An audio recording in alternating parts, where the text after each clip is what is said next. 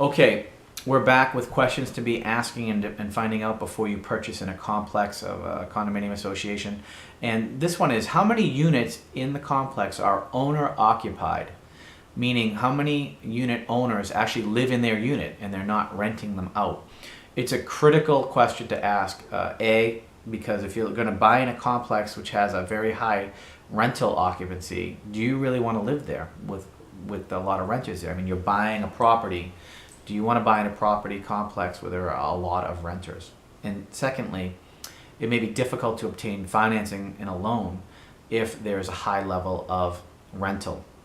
Now, what determines a high level of rental?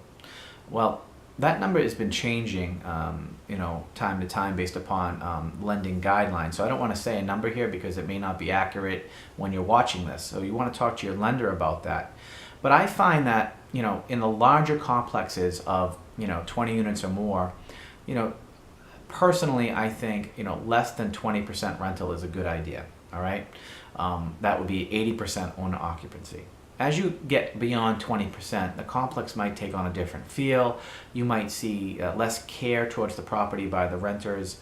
And just doesn't make sense to purchase in a place with a higher rental rate. Also can make it more difficult to sell in the future. So I say rule of thumb is less than 20% rental, which is 80% owner occupancy. But it's a question to ask ahead of time because it does play into your financing. Okay?